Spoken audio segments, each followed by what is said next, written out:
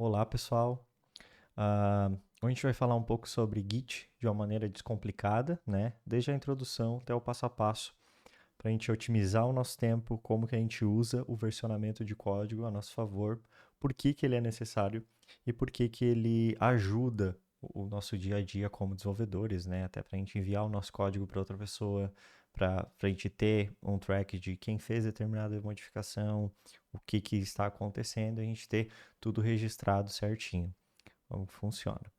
Então, vamos lá, pessoal. Deixa eu começar aqui. Primeiro a gente precisa entender o que que é o versionamento de código, né? Imagina, pessoal, que a gente tem várias maneiras de salvar o nosso código e passar ele para outras pessoas. A maneira mais comum que vem à mente antes de existir Git ou antes da gente utilizar, a gente faz cópias das nossas pastas, né? E essas cópias a gente disponibiliza elas para outras pessoas, ou zipa e disponibiliza. Só que isso, dado certo momento, dada certa complexidade, acaba se tornando insustentável. Por quê? Imagina que a gente tem um sistema que a gente está fazendo, trabalhando com outras pessoas. E toda vez que eu zipo uma nova pasta, eu preciso mandar o código para essa outra pessoa. Só que ao mesmo tempo, se essa pessoa também está trabalhando no código, a gente vai ter começar a ter alguns problemas. Por quê? Eu não sei quais arquivos que ela mexeu. Eu sei os que eu fiz, as alterações que eu fiz. E se eu sobrescrever, se eu simplesmente colocar para substituir os meus arquivos, ao invés do dela, pode ser que ela tenha mexido nos meus arquivos que eu, mesmo em linhas diferentes. Então eu vou acabar desconsiderando todas as alterações que ela fez e posso ter erros no código. Então, principalmente quando a gente trabalha com outras pessoas no projeto, uma ferramenta para versionamento é essencial. Ela auxilia duas coisas principais, né? A gente ter o track de quem fez determinadas ações, o que, que está acontecendo no nosso código, e gerenciar esses problemas que podem acontecer quando a gente tem, uh, né, vamos dizer assim, uma certa uma certa dificuldade onde várias pessoas estão trabalhando naquele código ali e a gente precisa de alguma forma fazer com que isso aconteça de uma maneira mais natural e a gente não tenha tanto trabalho. Então foi aí que surgiu a ideia, né, de ter um ponto central, né, como se fosse um banco de dados customizados, onde ele vai salvar todas as modificações no nosso código. E o que que acontece? Ele pode, ele vai permitir, né? A gente tem dois tipos, né? A gente tem um repositório central, onde ele vai permitir que todas as alterações, né, de cada pessoa, elas possam fazer commits e pulls, e ele vai atualizar todo como se fosse uma linha de tempo única para todos eles, né? E a gente permite que mudanças em paralelo ocorram, né? Então, mas vamos entender antes a gente já viu o problema, né? A gente já entende qual que é a dificuldade quando a gente não tem versionamento de código. Já vimos o que que o Git faz, mas eu gostaria que vocês imaginassem o Git como se ele fosse uma árvore. Uma árvore como se fosse uma linha do tempo. E onde cada ramo dessa árvore, cada galhozinho dela, representa uma linha do tempo diferente, onde a gente vai fazer determinadas alterações. Só que diferente de uma árvore física, no Git, dado certo momento a gente vai poder fazer com que essas alterações voltem ao galho principal.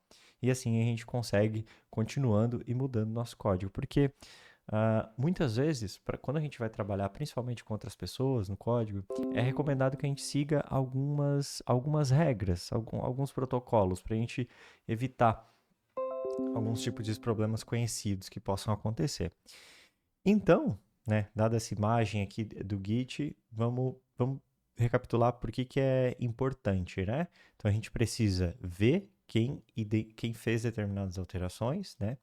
A gente permite gerenciar conflitos caso a mesma pessoa ou pessoas diferentes, né, em diferentes branches, alterem o mesmo arquivo na mesma linha. Então daí a gente vai precisar ver e resolver qual linha dessas está mais atualizada, está mais correta, e permite também, caso ocorra algum problema, para que a gente consiga voltar na versão do código anterior. E essa versão do código a gente consegue ter toda a linha do tempo, desde que o código foi criado, a gente tem várias etapas, né, que a gente pode voltar e ver como estava em versões anteriores. Existe uma série de fluxos de trabalhos que podem ser usados com o Git, e existe uma série de ferramentas que trabalham com o protocolo Git, vamos dizer assim. Não é bem um protocolo, né? Mas vamos chamar da tecnologia Git. Como principais ferramentas que a gente pode utilizar, a gente tem o próprio GitHub, que usa a tecnologia Git, tem o GitLab, tem o Bitbucket e uma série de outros, né, outros provedores dessa tecnologia que muitos deles de graça, alguns permitem você criar repositório privado ou não, acho que hoje em dia quase todos permitem, né? E o código fica armazenado lá no servidor deles. E também com o uso do Git, mais comumente, principalmente em ambientes corporativos, cada empresa, ou enfim, as empresas mais elaboradas, elas têm um determinado regras de como a gente deve utilizar o Git. Não é simplesmente cada um vai lá, cria a branch do jeito que quer, faz o trabalho ali como acho que deve ser e tenta fazer, né, a junção ou merge ali de novo. Não é assim que funciona. Existem algumas regras, existem algumas coisas que a gente tem da forma que a gente tem que funcionar, né? Como a gente tem que fazer para que isso funcione e que não atrapalhe também outras pessoas, né? Que fique organizado. Então, o que a gente precisa para configurar o Git, tá? Primeira coisa, tem alguns dados que são obrigatórios, que são o nome de usuário e o e-mail. E aí, existem dois possíveis caminhos que a gente pode seguir, tá? Um deles, um dos caminhos que eu acho bem válido na maioria dos casos, a gente permite uma configuração global, onde todo mundo vai usar aquela mesma configuração. Todo mundo não, em todos os repositórios que eu acessar naquela máquina, eu sempre vou ser o meu usuário, ou seja, ele vai estar instalado globalmente na máquina. Também existe a possibilidade de configurar uma determinada credencial, um determinado, enfim, usuário para cada projeto em que eu estou trabalhando. Só que isso muitas vezes é utilizado quando a gente está compartilhando uma máquina com alguém, né? Só que hoje em dia, como todo mundo quase, né, tem a sua própria máquina, então fica muito mais comum. E é via de regra a gente usa essa configuração global, tá? Para todos. E é essa que a gente vai usar aqui, tá? Sobre os comandos, eu vou explicar quando a gente fizer na prática, mas só para dar um overview geral de alguns comandos Git, que é muito importante a gente comentar. Primeiro, pessoal, o git init. Todos esses comandos a gente executa no nosso terminal, tá? Esse terminal é um terminal, não necessariamente é o terminal próprio do Windows, é um terminal, quando a gente instala no Windows, a gente instala o git bash, que daí ele é um terminalzinho específico para Git. Ele permite vários comandos como se fosse um terminal Linux, né? Então fica muito mais fácil. Então, o git init, ele serve para criar um repositório, né? Um diretório vazio, e a partir disso ele cria alguns arquivinhos, né? E é isso que faz uma pasta comum se tornar um repositório. A gente tem o git add, onde a gente pode usar ele com git add espaço ponto ou git add espaço o nome do arquivo, né, que a gente quer inserir. Ele serve para adicionar os nossos arquivos na nossa preparação para o commit e o git commit, de fato, onde a gente faz, né, a gente separa tudo que a gente separou no git add como se fosse um pacotinho e manda tudo para o servidor no commit. Então, o commit seria a não é embalagem, né? Imagina que eu pego tudo num pacotinho ali, coloco tudo na caixa, lacro essa caixa e pronto. Quando eu faço o commit, eu etiqueto e boto um nome, como se fosse uma mensagem ali, né? Ou seja, eu dou um nome para aquela caixinha. E o git push é onde eu pego essa caixinha, que eu separei tudo ali dentro, eu embalei ela bonitinho, eu coloquei um nome nela, e eu envio e entrego lá para o servidor. Então, é isso que acontece, né, quando a gente usa as ferramentas do Git. Então, como a gente vai usar o Git na prática? Então, explicando, né? Primeiro, a gente vai criar um repositório Git, tá? Do zero. Absolutamente. Tô numa máquina virtual que eu vou utilizar ali. Eu não tenho nada instalado, tá? Então, a única coisa que eu vou fazer, de fato, é instalar o que eu preciso. Depois, vou criar um repositório, né? Que é essa primeira etapa. Vou modificar algumas coisas nesse repositório e vou enviar as mudanças para o servidor, tá bom? Então, vamos para a prática. Então, eu estou no meu ambiente aqui da máquina virtual, porque no meu computador atual já tem tudo instalado. Então, eu vou fazer aqui. Eu estou com uma máquina recém-instalada, tá, do Windows. Vocês podem ver que até eu abri o Edge aqui, ele vai estar completamente novo, tá bom? Então, eu vou até botar, comece seus dados, tirar seus dados, confirmar e continuar. Continuar, iniciar a navegação. Tá, então eu vou, primeira coisa, colocar aqui google.com, tá bom? E vou fazer o download de duas coisinhas. Vou botar download git, bom? E vou fazer o download aqui para o Windows, né? Que é a plataforma que eu vou estar trabalhando. Inclusive, ele destaca aqui para mim, para eu fazer o download pelo Windows. Aqui um ponto muito importante, pessoal.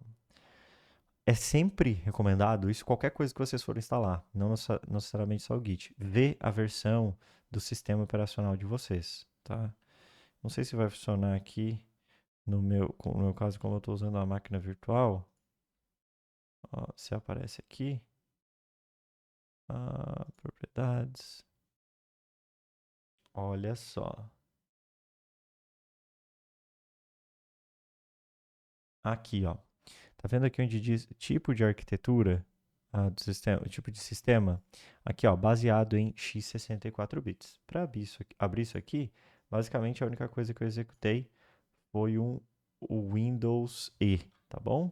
Então eu cliquei Windows E, daí ele abriu esse gerenciador de arquivos. Eu clico com o botão no este computador, vou em propriedades e aqui eu vou na parte de tipo de sistema, tá bom? Então é assim que mais ou menos a gente vê, né? Assim que da maneira correta, na verdade, a gente vê nosso sistema. No meu caso aqui eu vou baixar então o de 64 bits, que isso faz com que eu baixe, né, e execute de uma maneira muito mais rápido. Então eu vou abrir aqui o arquivo, vou executar ele. Pessoal, aqui é a instalação sem mistério, tá? Eu vou instalar ele só com as propriedades e valores padrão. Não tem problema nenhum. Então, aqui eu só vou dar next, next, next. Sempre o valor padrão, não modifico nada, tá? Sempre deixo para o Git decidir qual que é a melhor opção para mim. Ah, ah, e tá fazendo a instalação. Aqui ele abriu duas vezes, eu vou fechar então nesse caso, né? Então, só porque eu tinha clicado duas vezes. E enquanto ele baixa aqui e instala, eu já vou fazendo uma outra coisa. Eu venho aqui, ó, download VS Code. Bom, já vou instalar ele também, porque eu vou mostrar tanto usando no terminal, quanto também usando no VS Code. Bom,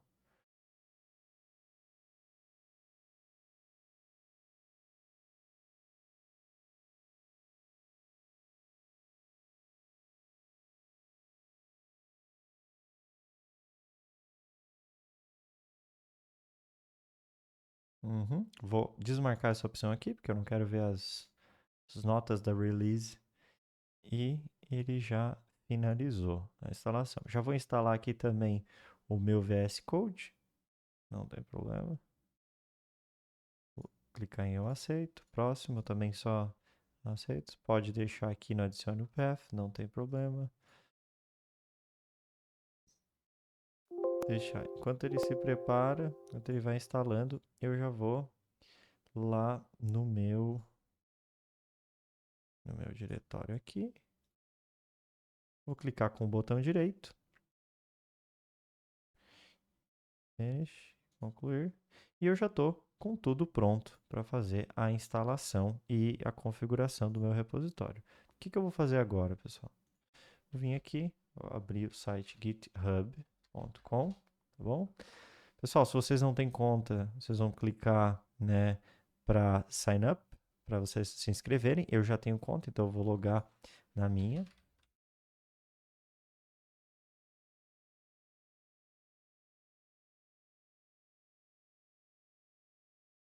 Aqui faltou.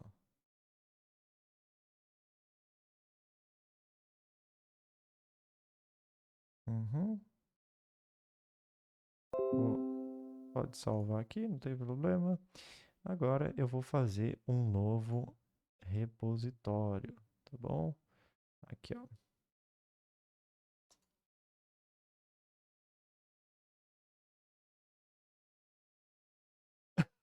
Clico aqui em novo.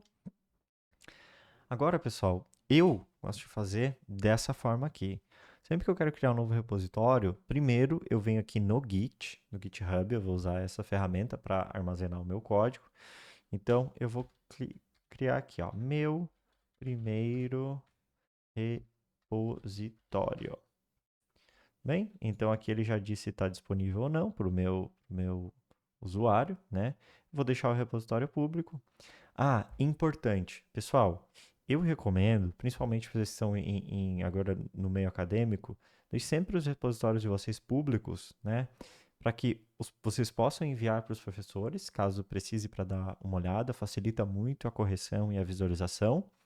E não precisa marcar essa opção aqui do add readme file, tá? Por quê? Porque se vocês não marcarem nada, simplesmente só clicar aqui, ó, em Create Repository,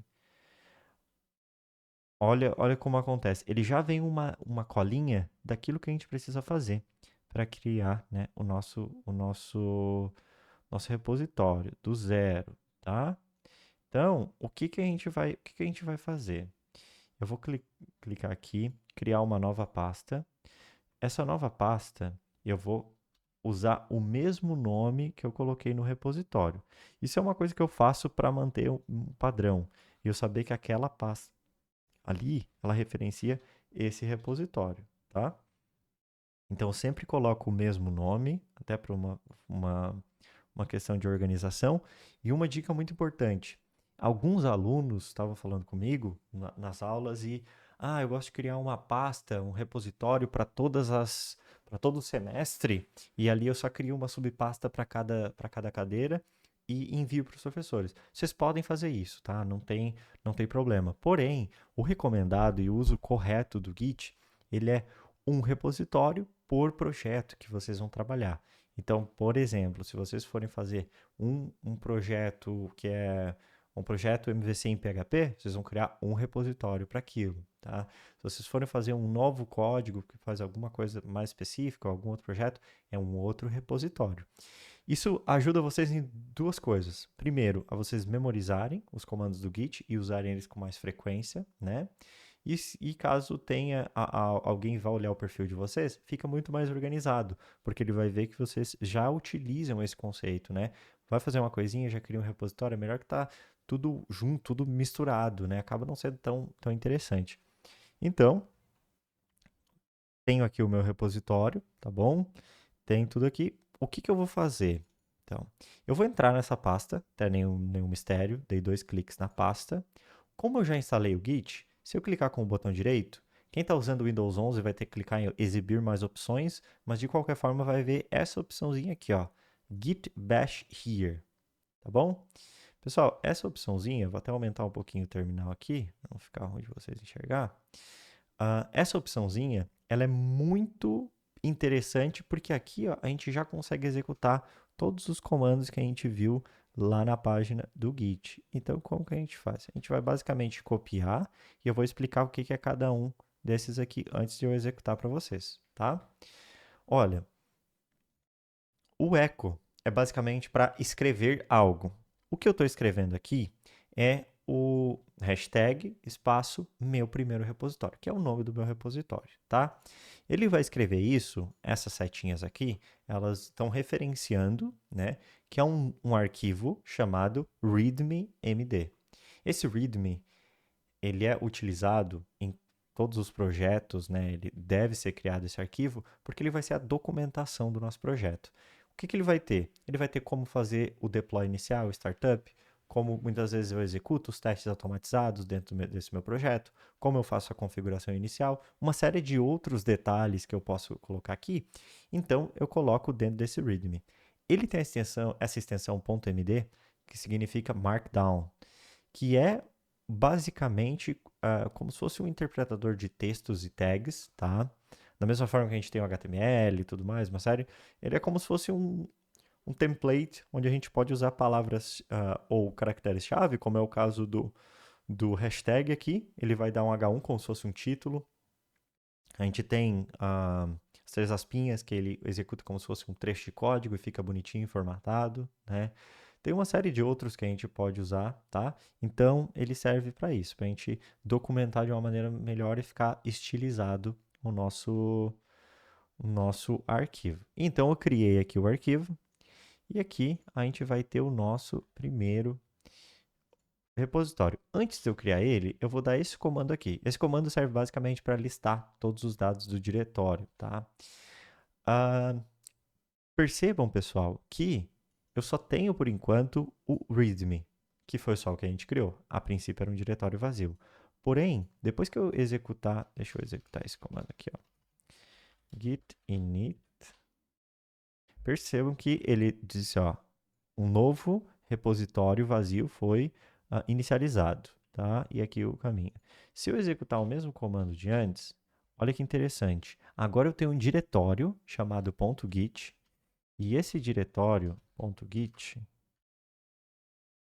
tá? Pode ver ali, ó, que ele tem a exclamação que é um git dir, tá bom? É o diretório do Git. E aqui ele tem uma série de arquivos. Isso é o repositório, isso é aquilo que a gente tem localmente armazenado em relação ao nosso repositório. Por padrão, a gente não precisa mexer em nada disso aqui, tá? Tudo é automaticamente modificado e feito pelos comandos que a gente executa do Git, mas eu só mostrei aqui para vocês verem que existe. E é assim que ele faz esse gerenciamento daquilo que foi feito ou não no repositório de vocês, tá bom? Então, eu já inicializei o meu repositório e aqui eu vou fazer o meu git add. Lembrando, esse git add eu estou separando, que eu vou enviar para o meu servidor, eu vou enviar no meu pacotinho ali, né, que é o meu commit, somente o arquivo git add. Porém, pessoal, se eu já tivesse outros arquivos, se eu já tivesse outras coisas, ao invés do readme, eu poderia só botar git add ponto. O que isso significa? Que ele vai colocar todos os arquivos que tem. No meu caso, eu só tenho um readme, porque esse aqui é ignorado pelo Git, porque ele já é do .git, então ele já sabe que tem que ignorar, não vai comitar, né?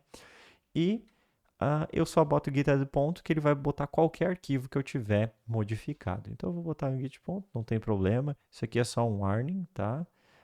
Que ele adicionou, né, o readme, não podem desconsiderar. E aqui, pessoal, eu vou colocar o meu primeiro commit. Então, lembra que a gente primeiro separa aquilo que a gente vai colocar, né? É como se fosse o stage, eu movi ali para um nível acima. E depois eu vou fazer o git commit. Esse traço M serve para dizer a minha mensagem. Então, eu vou até editar essa mensagem aqui e vou colocar meu primeiro commit. Bom? Então, fiz ali, coloquei a minha mensagem bonitinho, vou pressionar Enter. Lembra que a gente até conversou antes que era interessante eu ter um e-mail e um nome de usuário para que o Git funcione? Olha só que legal. Ele já, inclusive, dá o comando, porque o Git precisa saber quem a gente é. Ele até deu a mensagem, por favor, diga quem é você. Então, o que eu vou fazer? Eu vou copiar isso aqui, tá? Vou vir aqui no bloco de notas, tá bom? E vou modificar essa mensagem aqui para facilitar. Então, o que eu vou fazer aqui, pessoal? Aqui eu vou colocar o meu e-mail.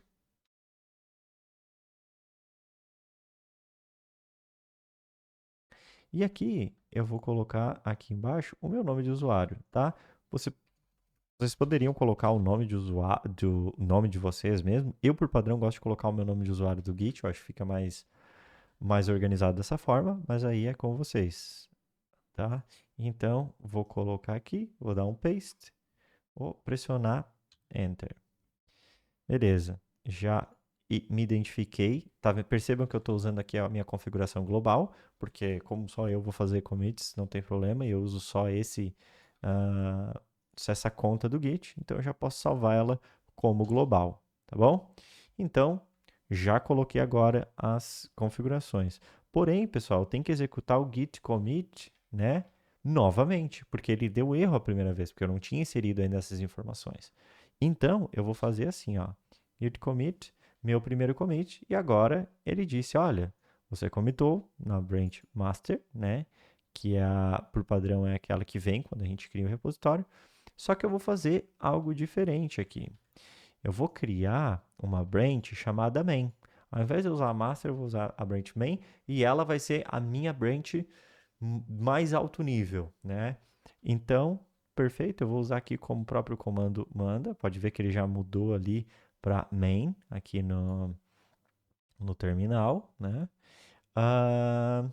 E agora eu estou com a minha branch criada. Porém, pessoal, como o meu repositório estava vazio, eu preciso dizer, olha, esse repositório, o servidor dele é em tal endereço. Então, com esse comando aqui, eu estou dizendo, ó, o endereço remoto para salvar os arquivos no servidor, porque o Git ele não salva só no nosso computador, ele salva num servidor remoto para que a gente consiga receber esses dados, né, esse aplicativo de volta e ele fique de uma maneira segura.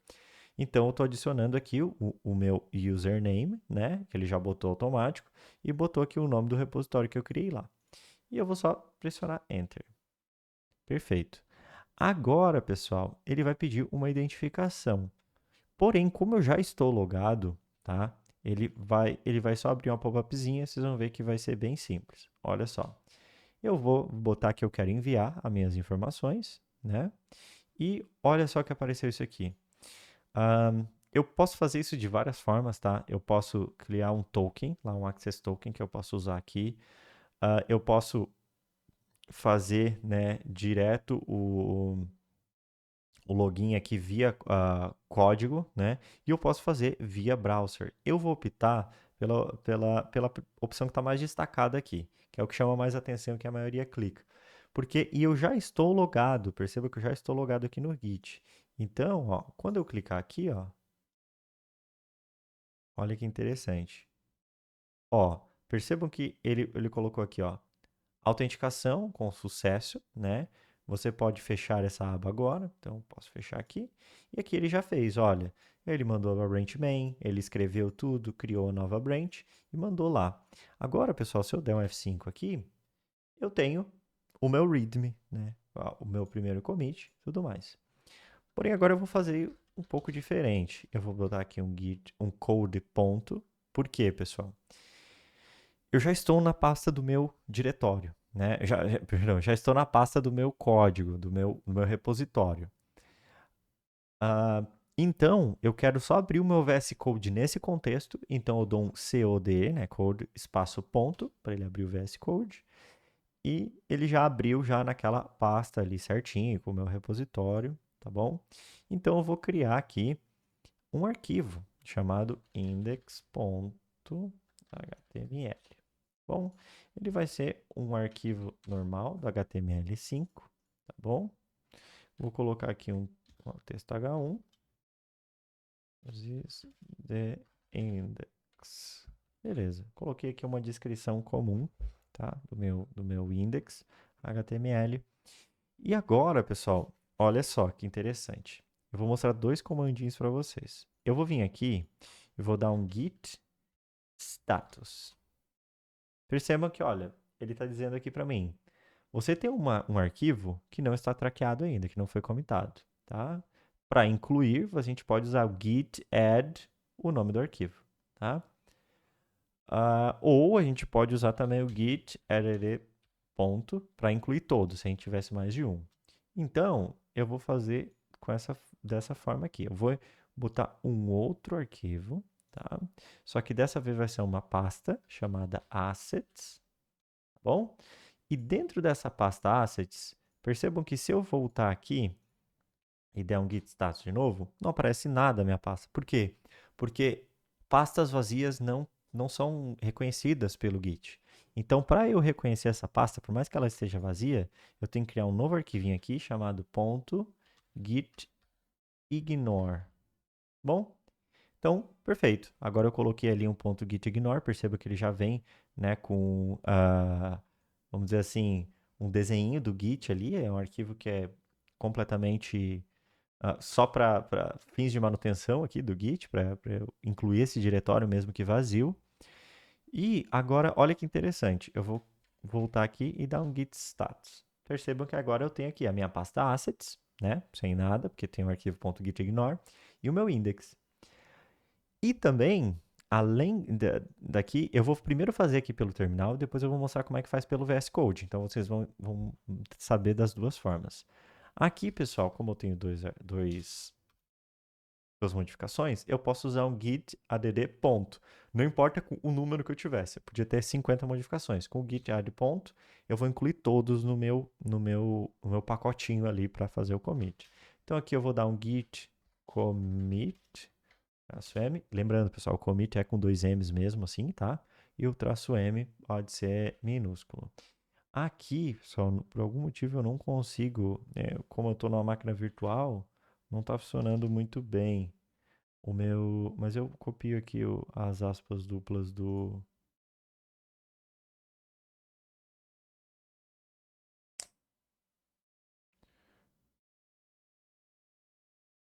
Deixa eu ver se eu consigo copiar e colar ela do meu.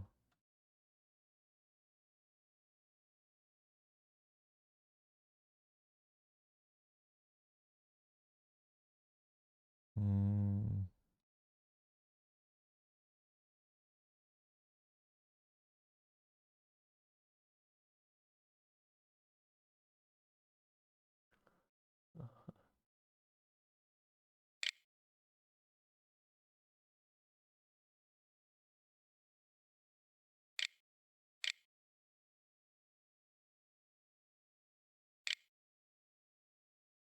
não, não é isso aqui que eu quero. Eu queria só aspas duplas, mas por algum motivo eu não estou conseguindo. Eu vou editar isso aqui para ficar mais dinâmico, então não se preocupe.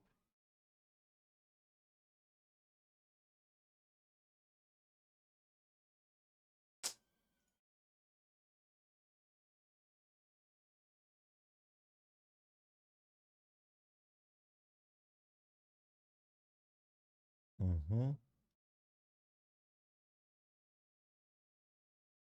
Aqui. Perfeito. Desculpa, pessoal. Como eu tô com o teclado diferente, por ser uma máquina virtual, eu não tô conseguindo dar o símbolo, mas agora eu copiei ali do código HTML e eu consigo dar aqui. Então eu vou dar um git add, perdão, git commit, traço M, e vou clicar aqui, né? Clico com o botão direito e dou um paste. Então, só vou botar aqui outro. Então, add index and assets folder. Tá bom? Então, vou adicionar esse commit com essa mensagem, tá? Então, ele criou aqui os dois arquivos, o .gitignore para salvar a pasta e o index. Então, agora eu vou dar um git push, ou seja, eu estou enviando as minhas modificações para o servidor. Então, eu vou enviar aqui, perfeito, volto aqui na pasta, opa, dou um F5 e está aqui as minhas modificações. Então, eu tenho o index e eu também tenho o assets, tá? Tudo certinho, tudo bonitinho. Agora, o que eu vou fazer, pessoal? Percebam que eu estou fazendo o commit direto na main. Isso não é recomendado, tá? Então, eu posso criar uma nova branch de duas formas. Então, eu posso ter um git branch e criar um nome de uma branch nova, tá? Chamada develop. Só que perceba uma coisa importante. Quando eu faço isso, git branch develop, eu continuo na minha branch main, porque eu ainda estou no ramo principal. Para eu mudar, eu preciso fazer isso aqui, ó, git checkout, ou seja, para eu mudar de uma para outra, e develop. Beleza, agora sim eu estou em develop. Para eu adicionar ela no meu servidor virtual, eu vou primeiro fazer um commit aqui, tá? Então eu vou fazer uma modificação lá no meu VS Code, colocar the index on develop, só para a gente ter uma modificaçãozinha aqui, tá? Então, venho aqui, dou um git add ponto para botar todas as modificações, vou colocar aqui esse aqui a minha mensagem, tá? Aí, comment. Beleza. E aqui eu vou dar um git push. Porém, olha que interessante. Ele está dizendo assim, olha, para você enviar e criar uma nova branch, você precisa executar esse comandinho aqui, que vai fazer a minha branch ser criada lá no servidor, tá? Então, eu vou simplesmente só copiar esse comandinho aqui, vou colar e perfeito, resolvido. Inclusive, ele já me dá o link para fazer o pull request, caso eu queira fazer o merge na main, tá? Eu vou até copiar isso aqui para mostrar para vocês também. Então, vamos lá dar uma olhada. Vou vir aqui, vou dar um F5. Perceba que agora eu tenho duas branches, né? Eu tenho aqui a minha develop e eu tenho a minha main, tá? Então, ambas criadas aqui, totalmente funcionais, tá? Só que aqui ele até diz, olha, develop tem um recente push, 1 minuto atrás. Se eu só copiar e colar aquela rota que ele manda lá, ele vai estar tentando fazer um merge entre main e develop. Mas por que ele está tentando fazer esse merge? Eu vou voltar ali para vocês e vou abrir o arquivo index para vocês darem uma olhada. Olha que legal. Aqui, esse é o meu arquivo index, tá? Na minha branch main. Perceba que ele está assim, ó, this is the index. Quando eu mudo aqui para minha branch develop, ele diz, olha, this is the index on develop. Então eu tenho o mesmo arquivo com quase as mesmas coisas, mas essa linha em específico está alterada. Então, pessoal, aqui eu vou fazer uma demonstração de um conflito para a gente ver algo que talvez vocês não viram ainda, principalmente quem está começando, e eu acho muito importante vocês verem e ver como que a gente resolve, tá bom? Então, como que a gente vai fazer? Eu tinha a minha branch main, eu criei a minha branch develop, que são paralelas, né? E agora eu vou voltar, vou vir aqui, vou dar um git checkout a minha main, ou seja, eu estou pulando novamente para a branch main, e percebam o que acontece aqui com o código quando eu executo. Ó. Perceba essa linha aqui quando eu executar esse comando. Vocês viram que mudou? Muito rapidamente, mas mudou ali da this is the index. Então, o que a gente pode fazer aqui, pessoal? Nessa aqui. A gente vai editar essa mesma linha para on master. Ou seja, a gente está editando a mesma linha em dois repositórios diferentes. O que eu vou fazer aqui? Vou vir aqui, fazer um git commit, chamar ele de commit on master, tá bom? Ah, muito importante. Antes eu preciso git add ponto para adicionar todas as minhas modificações. My commit on master, que agora sim estou fechando o pacotinho, colocando a assinatura ali nele, e agora git push. Nesse caso aqui, eu não preciso criar ele não vai dar erro, porque a minha branch já existe lá no servidor. Então, a princípio, tudo certo. Porém, pessoal, olha que interessante. Olha que interessante. Se eu vim aqui e tentar fazer um pull request, compare create a new pull request do meu commit, olha o que ele... Eu vou tentar criar esse pull request aqui. Olha o que vai acontecer aqui. Ó. Opa, você tem algum conflito nessa branch aqui. Vamos ver, vamos clicar em Resolve Conflicts para a gente ver. Tá vendo, pessoal, aqui ó, vou aumentar um pouquinho para ficar mais fácil de vocês verem. Ele sempre vai criar essa sintaxe aqui quando a gente tem algum determinado conflito. O que a sintaxe identifica? O que ela quer dizer? Ela está dizendo, olha, na branch develop eu tenho essa linha. Na branch, na branch main eu tenho essa segunda linha, né? Ou master, enfim. O usuário, eu como programador, imagina que eu estou trabalhando num time e o Joãozinho trabalha comigo. O Joãozinho fez a mudança em main e eu fiz a mudança em develop. Quando isso acontece, eu preciso entrar em contato com ele, ou, enfim, mandar um e-mail de alguma forma, e ver, olha, nós dois mexemos no mesmo arquivo. A gente precisa resolver esse conflito para que não dê problema no nosso código. Então, o que, que a gente faz? Juntos, né, ou enfim, alguém que tenha o conhecimento do código, analisa esses dois códigos, tá?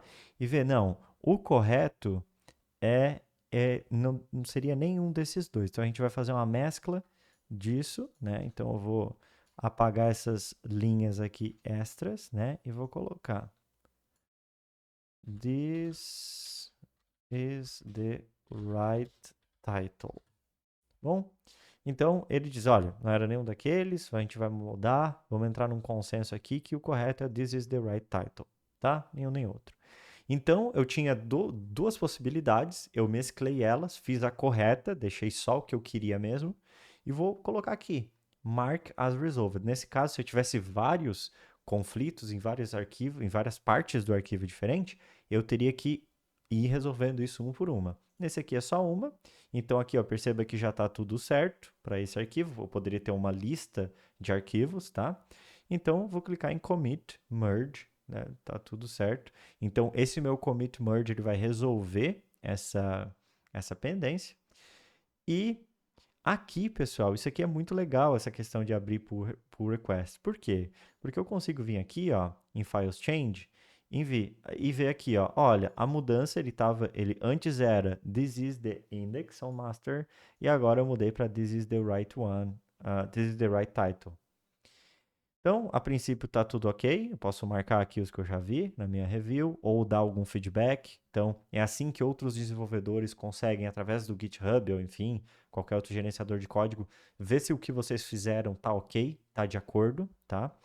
Então, eu estou com o meu PR aqui, tudo certo. Eu vou clicar em Merge Pull Request e vou clicar em Confirm Merge. Então, agora, pessoal, o que a gente fez aqui? A gente tinha um commit que ele estava conflitando, a gente resolveu esse conflito e agora a gente mergeou no nosso, vamos dizer assim, a nossa branch principal. Agora, o que vai acontecer? Vou dar um desmiss aqui, só para a gente fazer. Se a gente voltar aqui ó, no index, no main, agora vai estar o correto. This is the right title. Se eu voltar aqui no develop, eu também vou ter a mesma coisa. Ou seja, quando eu fiz o merge, eu coloquei todas as alterações que eu tinha feito no develop dentro do main e agora eu estou com os dois certinho, a mesma coisa. Né? Mas eles continuam sendo branches paralelas. Eu posso fazer outras alterações ou na linha do tempo de main ou na linha do tempo de develop. Depende da necessidade. Tá? Então, eu só quis mostrar para vocês aqui essas duas possibilidades. Tá? Agora, eu vou fazer um pouquinho diferente. Eu vou colocar aqui no meu GitHub um arquivo, um novo arquivo. Até já tinha criado ele antes, mas eu vou copiar ele aqui e colocar de novo. E eu vou fazer algo que eu tinha feito lá na live e eu achei bem interessante. Imagina que eu tenho um arquivo aqui. Essa vai ser uma pasta de assets, que eu posso ter um arquivo chamado imagem.jpg. Tá bom? Aqui, imagina que tem um conteúdo essa imagem, tá? Então, não tem problema.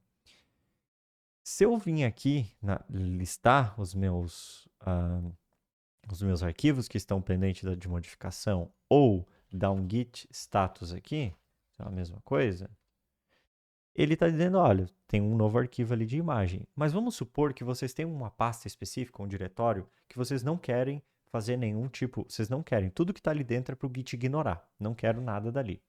Então, o que eu vou fazer? Eu vou vir aqui no meu git ignore, vou colocar o nome da pasta, assets, colocar um barra asterisco e vou salvar.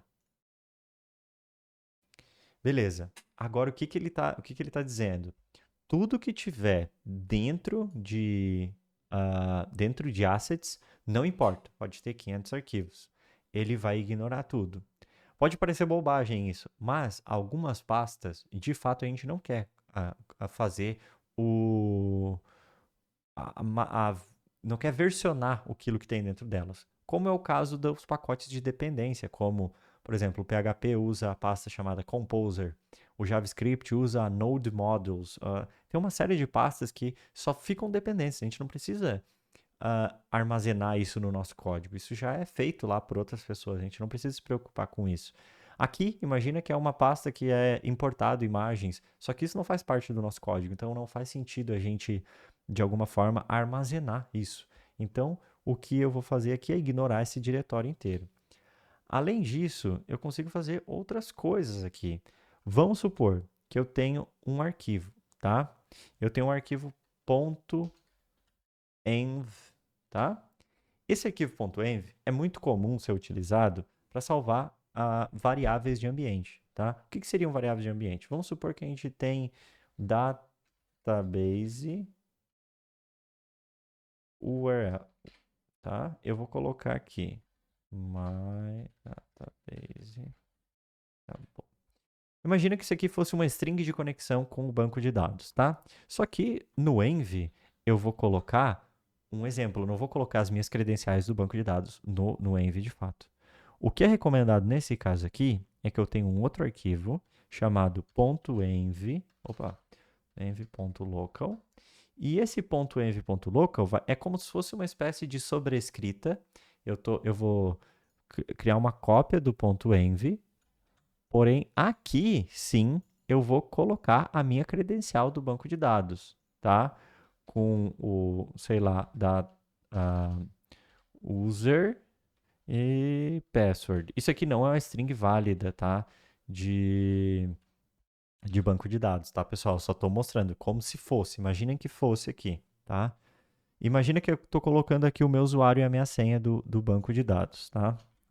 Então, beleza. Estou colocando aqui tudo certinho. Só que eu não quero comitar, eu não quero que isso fique lá no meu Git. Eu não quero que isso fique no meu versionamento. Então, eu tenho a opção aqui, ó.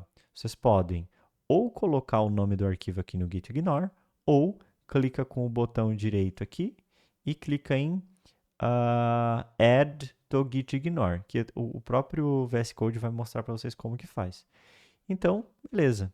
Agora o que eu tenho aqui, pessoal? Eu tenho um arquivo de configuração de ambientes e eu mostrei como que a gente faz para ignorar tudo que está dentro de um diretório, tá?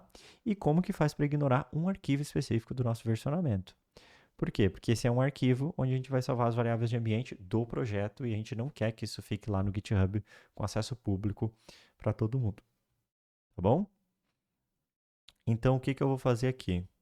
Vou dar um git add ponto, tá? Para o que eu quero adicionar tudo, não tem problema. E vou botar aqui my commit on master e um git push. Beleza?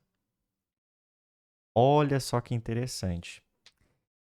Lembra que a gente tinha feito o pull request lá antes e a gente fez o merge? Ele está dizendo, olha, para tu conseguir fazer isso, antes de mais nada, tu tem que fazer, ó, inclusive se eu voltar aqui, ó, no meu, lembra que lá a gente tinha modificado para this is the correct title, alguma coisa assim? Aqui, primeiramente, eu vou ter que executar um comando git pull para pegar todas as informações que estão lá no servidor, tá bom? Então, beleza. Aqui, pessoal, inclusive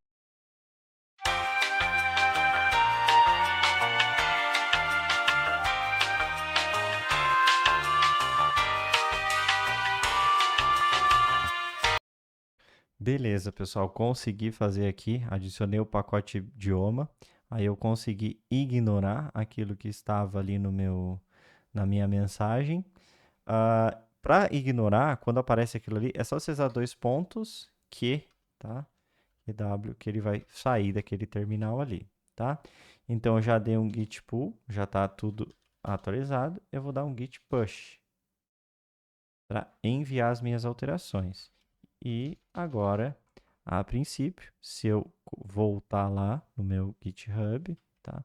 Dar um F5, vou voltar aqui na raiz do meu repositório, percebo aqui que eu tenho o meu .env, eu tenho o meu index, eu tenho readme, e eu tenho ali o meu .gitignore com as coisas que eu quero ignorar, né? Que é a minha pasta e o meu arquivo específico .env.local.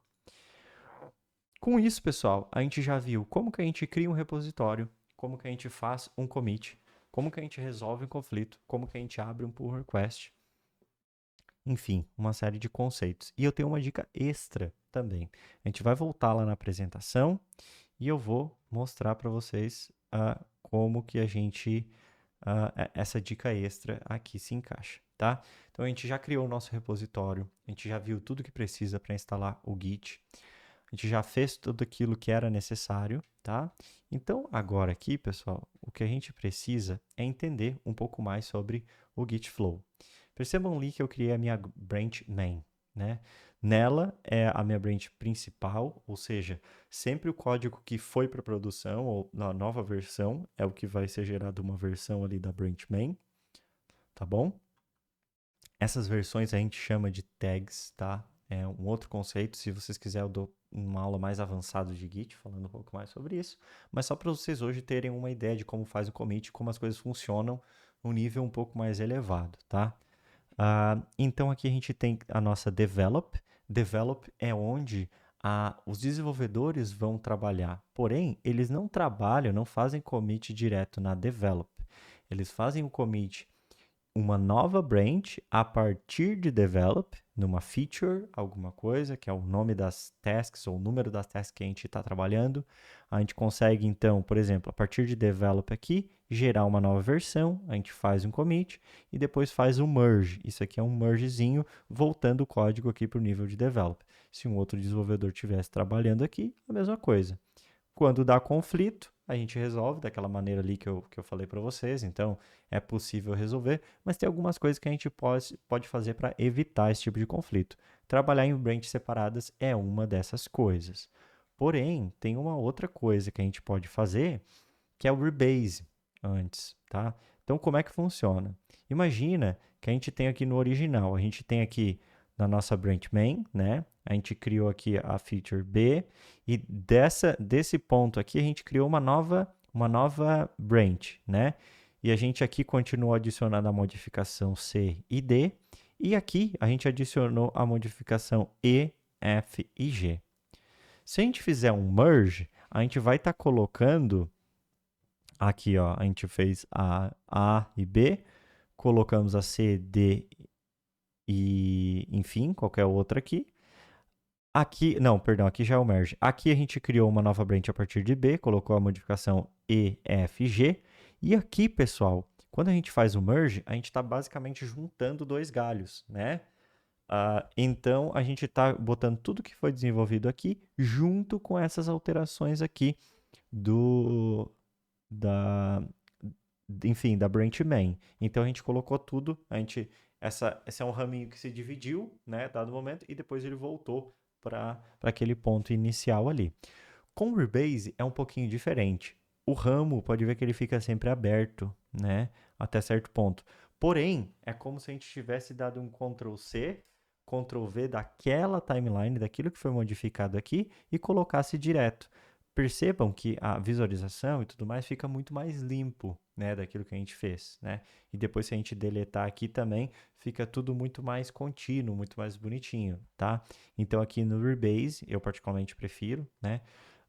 Antes eu usei por muito tempo o Merge, mas depois que eu vi a questão do Rebase, eu achei que foi muito mais interessante. Então, pessoal, é isso. Essas seriam algumas práticas, algumas formas, né? Só que tem um ponto. O Rebase não é a bala de prata, ele não é a solução para todos os problemas. Até eu coloquei isso aqui como uma dica extra, tá?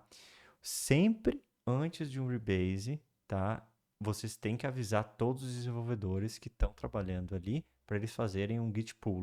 Antes, é bom avisar antes e depois para eles darem um Git pull. Por quê? Se eles estiverem fazendo algo e forem commitar, como a gente foi ali, e eles não fizeram um Git pull no momento correto, eles vão perder todas as modificações na linha de tempo deles, porque basicamente o Rebase ele sobrescreve a linha de tempo daquela branch. Então, ele é um comando muito útil, mas também muito perigoso. Então, usem com cautela. E eu recomendo que vocês criem o próprio repositório de vocês e usem esse tempo no ramo acadêmico para que vocês explorem o Git, explorem essas ferramentas e já saiam dominando isso para quando vocês forem utilizar no mundo corporativo, tá bom? Aqui eu coloquei um outro exemplo, né, para explicar, porque eu sei que essa questão do Rebase é uma questão complicada, complexa. Então imagina aqui, ó, que a gente tem a branch main, a gente colocou, continuou comitando aqui, fazendo as coisinhas aqui na branch main, e nesse meio tempo, na branch de feature, a gente colocou. Ah, pessoal, isso aqui é um comandinho importante, tá? Outra dica extra. Lembra que lá quando a gente foi criar, a gente deu git branch, o nome da branch, e depois deu checkout? Com o git checkout "-b" e o nome da branch, basicamente a gente cria a branch e já dá checkout para ela automático. Então fica muito mais simples. No dia a dia, e pelas documentações, é muito comum vocês verem esse tipo de recomendação. Git checkout "-b" para criar a branch e já muda para ela, porque o checkout em si é só para mudar, né? Mudar o ramo que a gente está trabalhando da branch. Então, fica a dica extra aí. Depois, pessoal, que vocês têm essa modificação aqui, fizeram as modificações, quando vocês dão git rebase, tudo que está aqui dentro da feature de vocês, então vocês já têm toda a modificação aqui junto com as modificações de vocês. Então, caso dê algum conflito, vocês já resolvem na branch de vocês. Não é necessário chegar lá no merge para resolver. Então, vocês vão resolver todos os conflitos aqui. Se for o caso, acione os desenvolvedores responsáveis por aqueles conflitos para que vocês cheguem junto num consenso. E aí depois, quando vocês forem, se for o caso de fazer o merge aqui, então o que eu quis mostrar é que é possível usar o rebase antes, né, desse ponto aqui, para evitar conflitos quando vocês forem fazer o merge. Vai ser muito mais natural e muito mais simples, tá bom? Então, é isso, né, a questão do assunto de hoje. Eu sei que ficou um vídeo um pouco extenso, tá? Na live de hoje eu tive algumas dúvidas, inclusive eu vou aproveitar essa conclusão para responder todas as dúvidas que eu tive na live, que foram as seguintes. Vou colocar aqui, ó. Primeiro, a dúvida que eu tive foi para que serve o ponto .env, né? Eu já expliquei isso no vídeo, mas só para reforçar, pessoal, o ponto .env, ele serve para salvar variáveis de ambiente, tá? Então, ou pelo menos saber que variáveis de ambiente eu vou utilizar.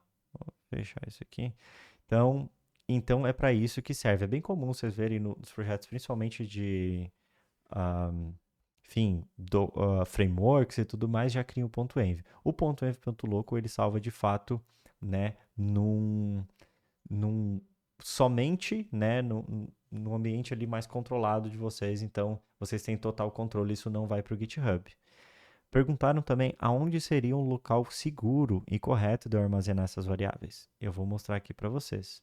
Então mas antes de eu mostrar isso, percebam tá vendo essa tabzinha aqui do GitHub? Isso aqui se chama o Actions. Para que serve o Actions, pessoal? O Actions é como se a gente fizesse já um deploy automático do nosso código. A gente consegue criar ali dentro, né, enfim, como se fosse uma máquina virtual, ele vai fazer a compilação do nosso código, vai executar os testes automatizados, ver se está tudo certo, tá? E só vai aceitar, por exemplo, a gente pode ter várias regras de quando um commit pode ou não ser aceito e tudo mais. Então, ele pode executar toda essa parte de validação, ver se o código segue os princípios vamos dizer assim, da linguagem, né? As boas práticas da linguagem, se não tem nenhum tab faltando, nenhuma indentação faltando e tudo mais. Então, ele serve para resolver esses problemas para a gente. E além disso, ele... Tá. Então, ele serve para resolver esses problemas para a gente. E além disso, a gente pode, se a gente vir aqui na settings, tá, só vou ter que lembrar aqui, ó, secrets and variables, e vou clicar aqui, vou clicar em code spaces, não tem problema, Vou adicionar um code spaces, vou adicionar um teste aqui, qualquer coisa. Vou adicionar secret, bom. Vou adicionar aqui em actions. Olha só que legal. Então aqui, ó, a gente pode adicionar no nosso GitHub Actions uma série de secrets e variables para a gente conectar num banco de dados que já existe, que é somente para esses testes automatizados e tudo mais. A gente pode ter, né, variáveis de repositório mesmo que a gente vai utilizar. A gente pode ter variáveis que vão ser utilizadas na containerização do Docker e tudo mais. E aqui é um local seguro também para vocês armazenarem isso, tá? Então, fica a dica. Outra dúvida que o pessoal teve também foi na questão da resolução de conflito. Eu já mostrei ali, mas basicamente, naquele momento lá onde a gente editou ali no GitHub, tinha aquelas setinhas onde isso está no commit, isso aqui é a divisão, isso está no próximo, é ali que a gente faz a resolução de conflitos, né? E enfim, ver aquilo que está correto e manda para o código. Eu acho que eram essas todas as dúvidas, tá, pessoal? Foi bem do básico ao intermediário, vamos dizer assim, de Git. Pelo menos eu tentei ao máximo sintetizar todas as boas práticas de uma forma simples que vocês possam utilizar, tá bom? É isso, espero que tenha ficado claro. E é isso, deixa nos comentários aí qualquer dúvida, eu vou estar tentando resolver na medida e ajudar na medida do possível.